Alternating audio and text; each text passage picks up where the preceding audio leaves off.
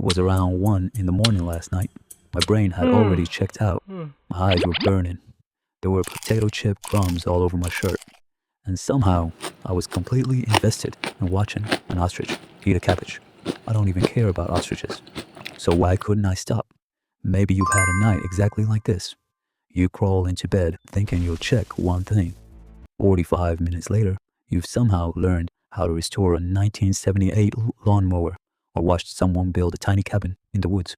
Then the next morning, you make yourself another promise. Tonight will be different. And somehow, it never is. Most people think this is a discipline problem. I don't think it is. I think your brain is trying to solve a completely different problem. Every evening starts with good intentions. You know you're tired. You know tomorrow will be easier if you sleep now. But instead of putting your phone away, you keep scrolling. Not because every video is fascinating. Most of them aren't. Yet something keeps you there. So the next morning, instead of asking what happened, you ask what's wrong with me. Maybe you even convince yourself you need another productivity system or another dopamine detox. But I don't think your brain is failing. I think it's trying to recover something it quietly lost during the day. Think about how your day actually unfolds. The moment your inbox opens, someone else starts deciding what deserves your attention. Emails, messages, deadlines, meetings. Even lunch has a habit of disappearing into conversations you never attention gets rented out. And by the evening, you're physically home, but mentally, it still feels like the day never belonged to you. That's the part most advice completely ignores. There's already a psychological term for this. It's called Revenge Bedtime Procrastination. I like to think about it a little differently.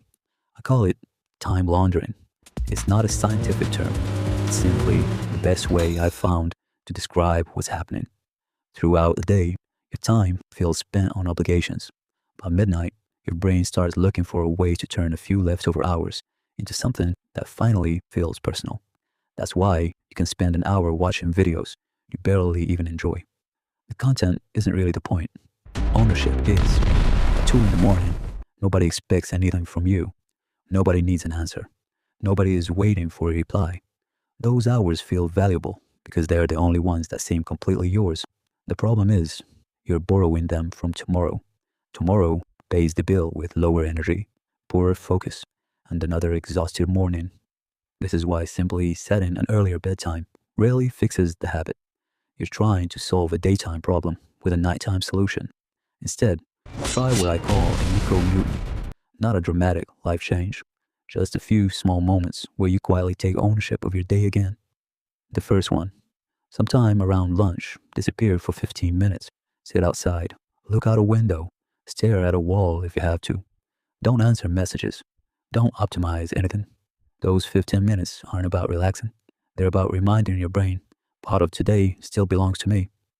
The second one, if you work from home, create a clear ending. Close the laptop. Turn off the desk lamp. Put your work bag away.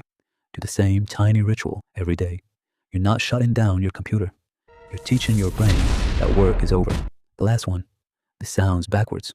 Schedule time to waste time. Seriously, pick an hour in the evening. Scroll. Watch random videos. Lie on the couch. Do absolutely nothing useful. When your brain already knows it has permission to relax, staying awake until 2 in the morning stops feeling like an act of rebellion. And once the rebellion disappears, the habit often becomes much easier to let go of. I'm curious, if you're watching this, what time is it for you right now? Let me know in the comments. And if it's past midnight, don't worry. Just promise me you'll try one of these micro-mutinies tomorrow, not tonight. I don't think staying up late makes you lazy. I think it's what happens when a day asks for almost everything you've got and leaves very little behind. Your brain isn't asking for another hour of videos. It's asking for one small corner of the day that actually feels like yours.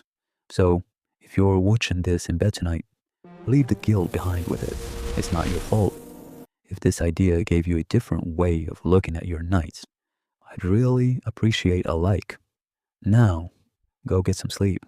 I'll see you in the next one.